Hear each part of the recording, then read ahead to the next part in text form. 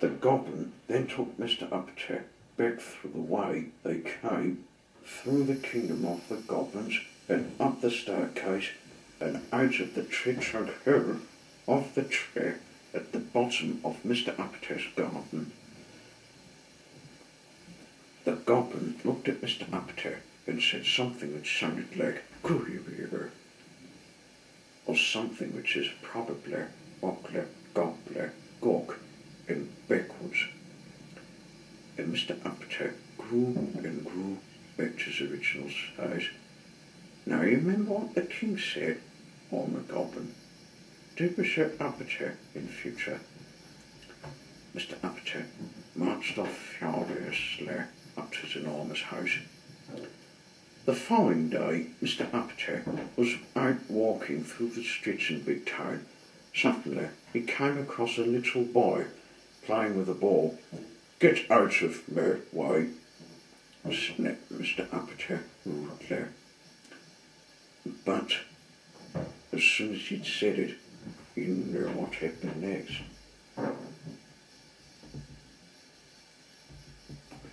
True.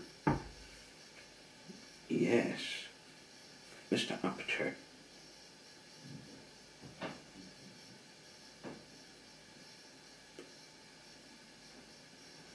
shrank and shrank until he was no bigger than the ball the boy was playing with. "Oh, he gasped, and then he thought.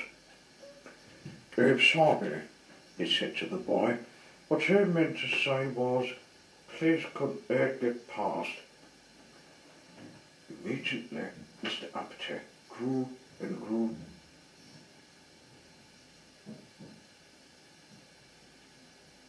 to his original size, and the boy moved and Mr. Uppity went on his way.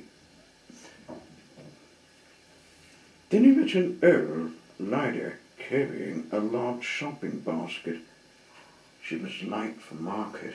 "Excuse me," she said to Mr. Uppity. "Could you tell me the time, please?" "No," said Mr. Uppity rudely.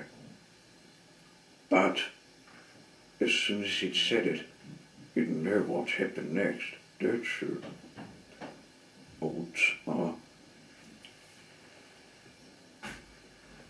Yes, Mr. Uppity shrank and shrank until he could easily be fitted into the old lady's basket. And then he thought. "I'm sorry," he said to the old lady. "What I meant to say was, it's 25 past 11. Immediately, Mr. Uppity grew to his original size, and the old lady thanked him, and Mr. Uppity went on his way. Then he went and bought a newspaper from a man standing on the corner of the main street in Big Town. He was just about to walk away when suddenly he stopped and thought. He turned back to the man and said, "Thank you, thank you," were two words Mr. Uppity had never used before. The man smiled. A smile was something Mr. Uppity wasn't used to getting.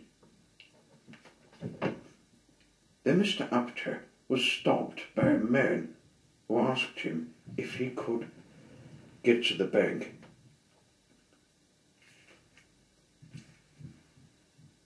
"Can you tell me which direction to the bank, please?" he asked. Mr. Uppity was about to say no, and he thought. "Yes," he said, and told the man. "Thank you," said the man. "Thank you," two words Mr. Uppity not only had never used before, but were words he never had said to him before. Mr. Uppity smiled. He felt happy. Happy was a feeling Mr. Uppity wasn't used to feeling. He liked it very much.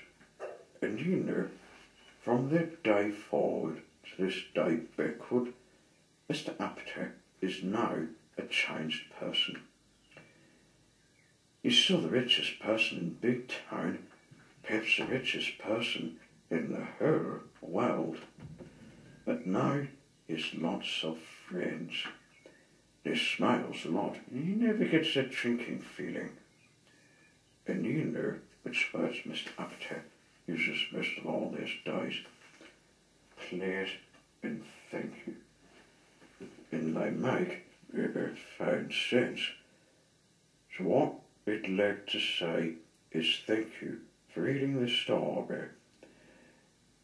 And if you're ever thinking about being rude to somebody, please keep a sharp lookout for goblins. And let's end this next story. Turtle. Okay. Bye.